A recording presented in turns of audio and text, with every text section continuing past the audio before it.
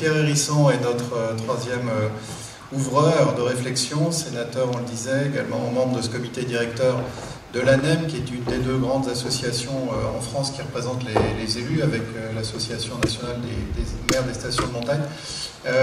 Pierre Hérisson, il y a une actualité dont peut-être vous nous ferez part, on en parlait au téléphone il y a quelques jours autour de ces notions d'évaluation, mais auparavant, on vous laisse, vous, l'expert de la compétitivité territoriale, disserter un quart d'heure ou 10 minutes sur justement ce pas des territoires de montagne vers le tout fibré. Oui, non, on sait que vous avez une position que vous allez partager avec nous. Oui, merci. Bonjour à toutes et à tous, monsieur le député, madame le maire, monsieur le président de l'AEM, mesdames et messieurs les présidents, chers collègues élus de notre département, mesdames et messieurs.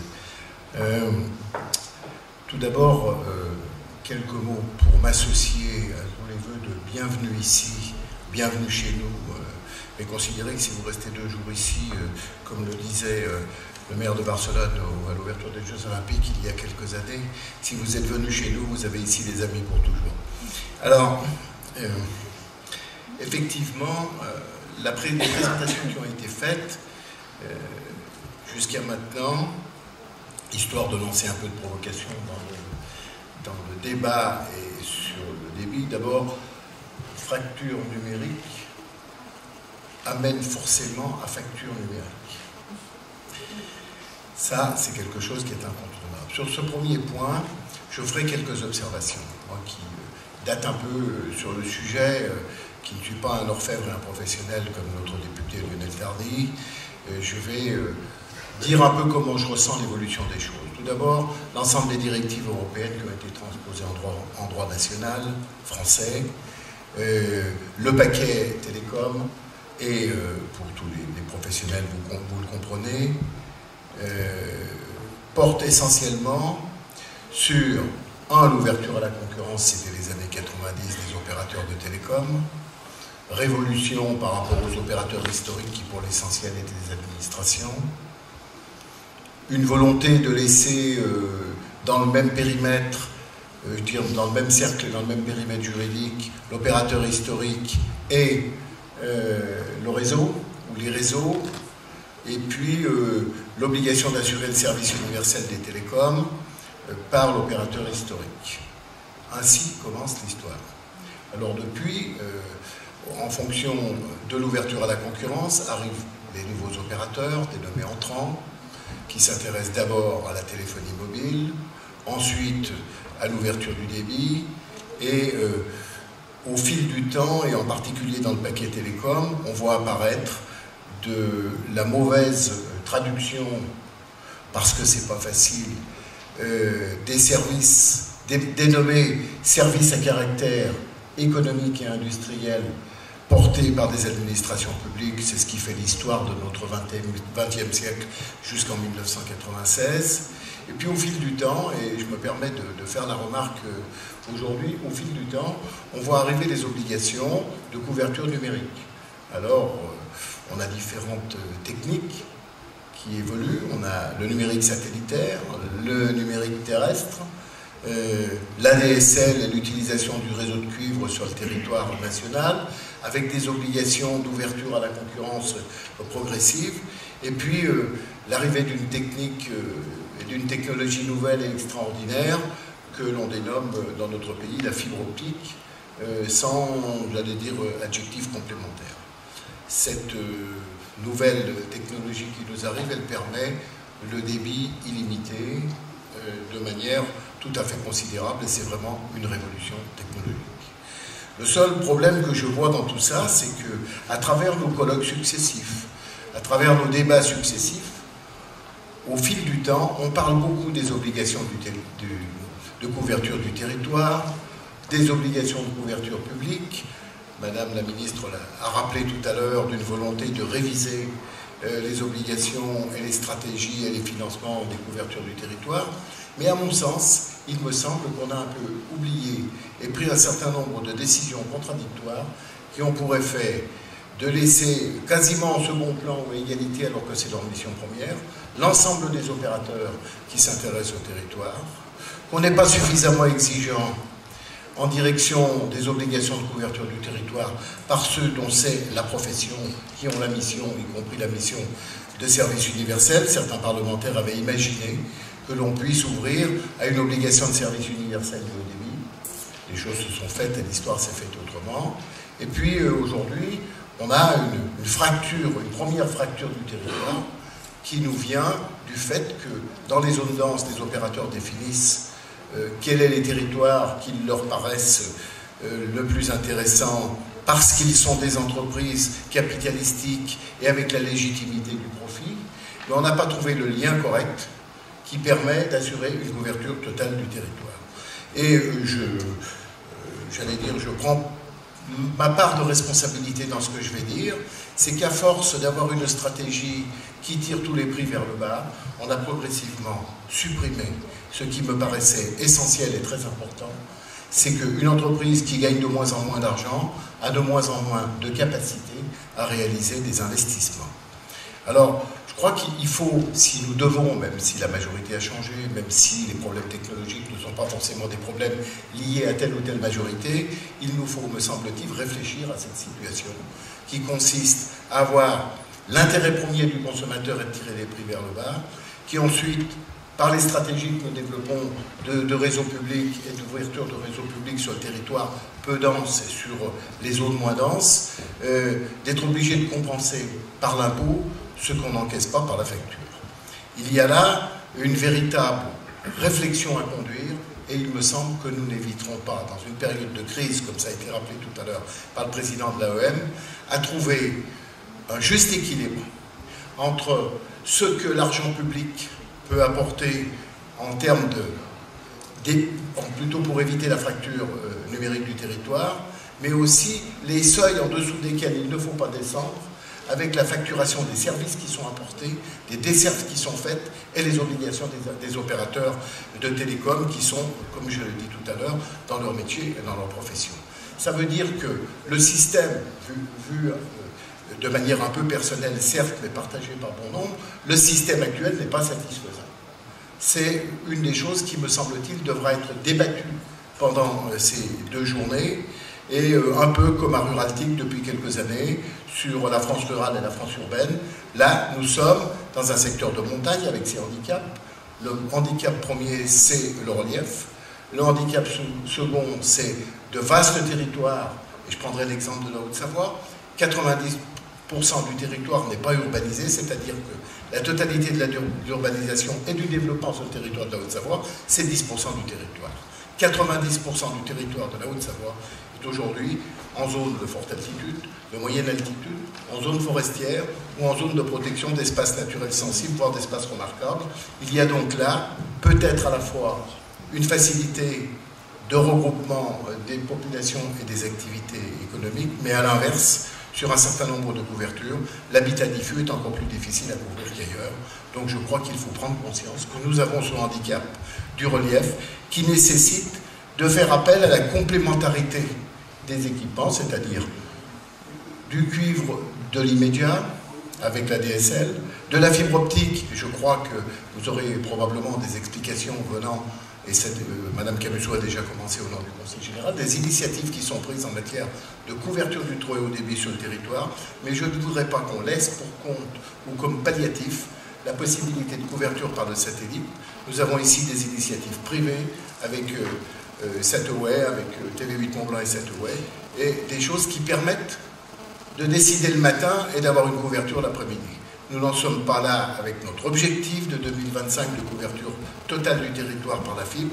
Et la vraie question qu'il faudra se poser, à partir de quel moment on utilise d'autres technologies, parce que la fibre ça coûte cher, parce que, comme je l'ai dit au début de mon propos, la fracture numérique pour la couvrir, elle engendre une facture numérique, une fracture numérique engendre une facture numérique qui, évidemment, doit être prioritairement prise en charge par les opérateurs. Faut-il encore leur laisser le moyen et la capacité d'investir dans la gestion de leurs entreprises. Donc évitons la tutelle, laissons le libre déploiement et le libre choix des entreprises issues du marché et donnons la complémentarité nécessaire par les collectivités, n'inversons pas les rôles.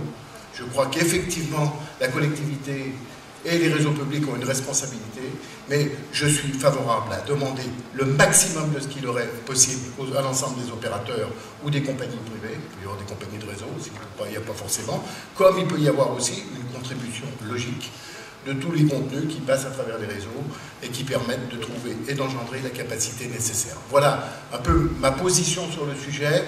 Parlons certes des collectivités publiques, mais dès qu'elles dépensent 1 euro, c'est 1 euro d'argent public qui est dépensé. Demandons le maximum de choses aux opérateurs et aménageons les textes législatifs et réglementaires de manière à ce qu'ils puissent assurer le développement numérique sur notre territoire. En tant que premier à marcher, les collectivités se mettant en situation de réduction de fractures et de les aider dans la mission qui est la leur, telle qu'elle est définie par les directives européennes. Je vous remercie.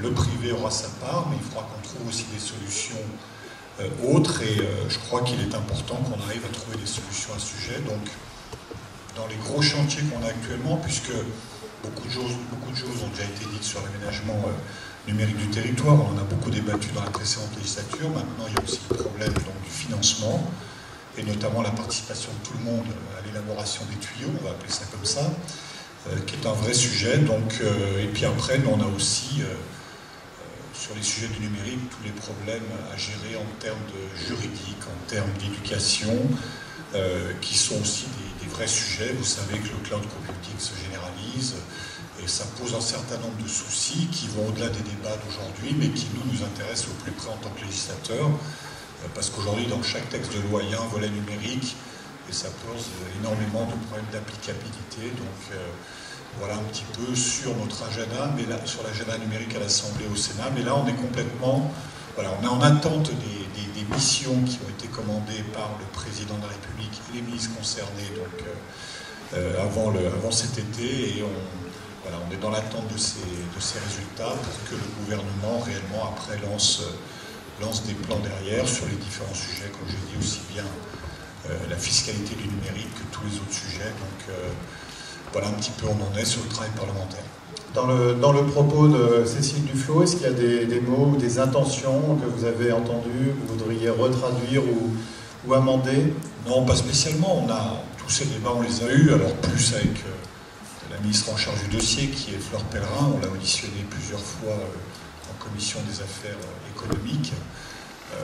Aujourd'hui, le langage du gouvernement, c'est de dire on ne va pas faire par briques. Il y a des missions qui sont en cours et on va essayer d'élaborer les choses beaucoup plus largement une fois qu'on aura les résultats, les conclusions de ces différentes commissions. Donc on va attendre encore un petit peu et espérer qu'on puisse avancer plus largement en une seule fois. Voilà. Merci, vous êtes chef d'entreprise par ailleurs, semble-t-il, dans le secteur de l'informatique. Juste une petite question, mademoiselle Lotès, si vous permettez, à Lionel à nouveau. Est-ce que dans le cadre de vos échanges économiques avec d'autres, des partenaires, des prestataires, des clients, vous avez été confronté à ces zones de ces no man's land digitaux? Bien sûr, et on voit que les politiques sont très différentes, comme le disait Pierre Hérisson, en fonction des départements.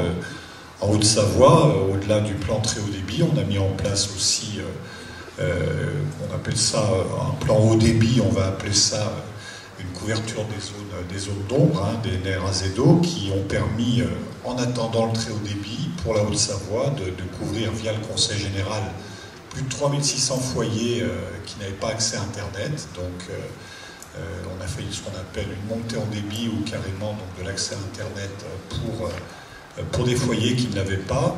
C'est quelque chose qu'on a pu faire en Haute-Savoie, le département a pu le mettre en place, c'était un budget de plus de 4,5 millions d'euros. À certains endroits, j'ai abondé avec ma réserve parlementaire, on a quand même créé des NRAZO, coût moyen en cuivre 85 000 euros pour des communes où il y avait 20, 25 prises, 30 prises à couvrir. Donc la Haute-Savoie a pu se permettre de le faire, ce n'est pas le cas de tous les départements. Donc là aussi, la fracture numérique, c'est aussi, comme l'a dit Pierre, une fracture aussi au niveau économique, au niveau argent, parce que certains départements peuvent le faire et d'autres, malheureusement, s'il n'y a pas d'aide de l'État ou d'autres moyens financiers, ne peuvent pas le faire. Vous faites souvent la navette avec Paris, on le devine par cette fonction. Est-ce qu'aujourd'hui, à Paris, donc centre de décision français, il vous semble y avoir une sorte de résistance quant à appréhender les besoins de ces zones rurales et de montagne en particulier, comme s'il y avait une sorte de poésie ou de fatal cliquet, afin que ces zones restent des territoires finalement non parcourus par des ondes, par des gigaoctets et par des pylônes? Il y a un débat, d'un côté le très haut débit pour tous et de l'autre d'accompagner une montée en débit ou de trouver d'autres solutions par la 4G ou par le satellite. Donc il y a un débat au sein des élus, c'est clair. Maintenant on en revient toujours à la fin à la problématique financière. Très clairement, pour beaucoup d'élus, voilà, ça devrait être une fonction de l'État. Il y a même certains qui avaient essayé de mettre le numérique au niveau du service universel. Donc il y a des élus qui disent très clairement, voilà, nous on est défavorisés, mais on considère que c'est le rôle de l'État. Et puis d'autres qui effectivement envisagent d'autres solutions. Donc on a un débat assez régulièrement à ce niveau-là, mais bon, tout le monde est conscient qu'il faut y aller et que voilà, au niveau de l'aménagement du territoire, le numérique c'est un élément particulièrement important et qu'il faut vraiment y aller à fond. Voilà. Pierre Hérisson, il y a quelques jours, vous confiez ce que vous appeliez un scoop. Je vous interviewais pour une publication, celle de la NMSM. Est-ce que vous voulez peut-être partager avec notre auditoire cette fonction que le Sénat vous aurait confiée avec Yves Rome, je crois, votre coreligionnaire de l'Oise? Je pensais même plus, vous voyez. C'est pas vraiment un scoop, simplement le Sénat qui ne manque pas d'imagination malgré son âge moyen a créé une commission qui n'est pas une commission permanente mais qui a un intérêt évident, c'est qu'elle est chargée de l'évaluation de l'application des lois. Tout simplement en disant on vote des lois, on fait le bilan 3 ans, 4 ans, 5 ans après, qu'est-ce qu'elle est devenue, est-ce que les décrets d'application ont été pris, est-ce qu'elle a été efficace, est-ce qu'il faut envisager de la corriger rapidement, est-ce qu'il faut l'amender, est-ce qu'il faut que le décret apporte des compléments ou des précisions, sachant que le vieux principe législatif, c'est que la loi est de disposition générale, les décrets sont d'application. Donc, tout simplement pour dire qu'avec Yves Rome, le président de la VICA, que chacun doit connaître ici, j'imagine, nous avons été désignés avec la faible majorité qu'a le Sénat aujourd'hui, puisqu'il ne dispose que de 6 voix de majorité pour rejoindre la majorité gouvernementale. L'application, la réalisation d'un rapport que nous remettrons fin février. Alors, vous savez, c'est les modes des rapports. On en demande même à des grandes personnalités de l'économie dans notre pays. Donc notre première volonté, c'est d'essayer d'entendre un maximum d'opérateurs, de collectivités, de syndicats qui ont pris des initiatives ou la compétence en la matière pour que nous puissions dire, et vous m'avez entendu tout à l'heure faire un certain nombre de critiques au système actuel quant à l'équilibre et à la façon de régler ou de réduire la fracture numérique à travers des dispositions législatives complémentaires.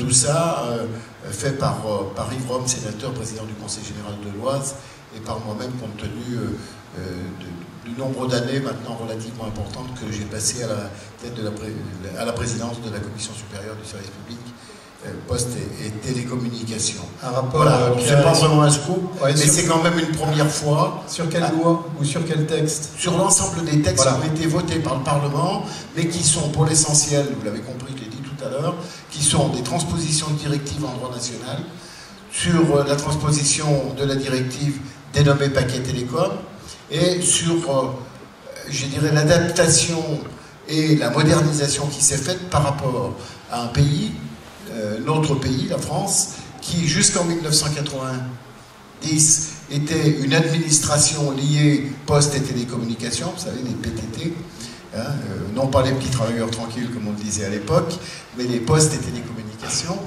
et surtout, depuis 1996, où France Télécom est devenue une société anonyme de droit privé, au départ avec une majorité du capital qui était détenue par l'État, donc où l'État était l'actionnaire principal et désignait le président, à une situation telle qu'on la connaît aujourd'hui, c'est-à-dire une société anonyme de droit privé qui est représentée ici dans ce Crépon, et nous avons aujourd'hui une société de droit privé à qui il reste une obligation de service universel uniquement sur la téléphonie fixe sur le territoire.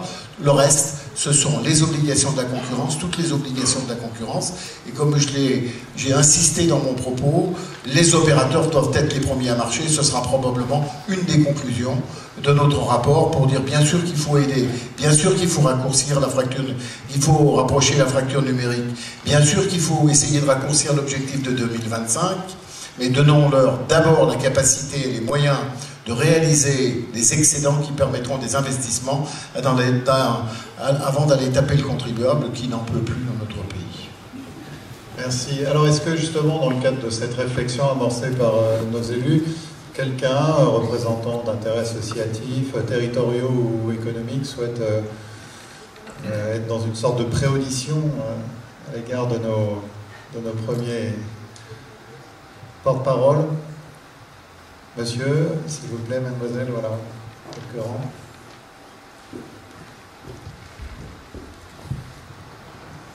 Bonjour à tous, Michel Chanel, vice-président du syndicat d'énergie de l'Ain, qui fait le développement de la fibre optique sur l'ensemble du département. Je voudrais ajouter une chose à ce qu'a dit monsieur le sénateur Hérisson, et il oublie, mais il faut bien le savoir, que c'est pas seulement un financement par l'impôt, c'est surtout un financement par l'emprunt que l'on fait, et on n'oublie pas qu'il y a des recettes. La seule différence entre une entreprise privée et nos entreprises publiques, parce que dans ce cas-là c'est vraiment un sujet d'entreprise, c'est que le retour sur investissement, au lieu d'être 3 ou 4 ans, dans notre cas, dans nos territoires ruraux, sera plutôt de 12 à 15 ans. C'est la seule différence. Merci.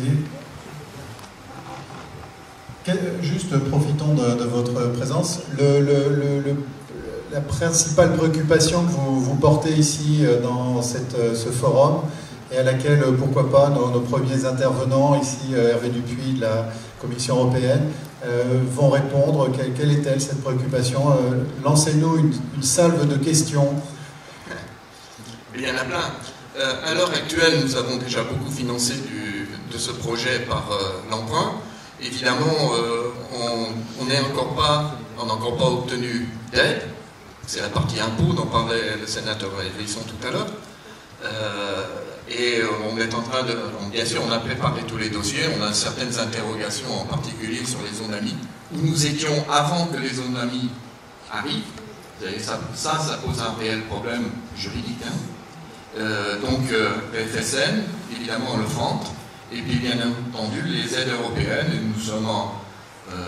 nous sommes allés d'ailleurs à Bruxelles pour une présentation au mois de juin, et nous attendons des informations de la DEI, et évidemment sur les interconnexions européennes, enfin le programme d'interconnexion européenne, mais qui, si j'ai bien compris, ne va commencer qu'en 2014. Ça, ce sont toutes les interrogations que l'on a à l'heure actuelle. Ceci dit, nous continuons à avancer sur la création de ce réseau sur l'ensemble du département.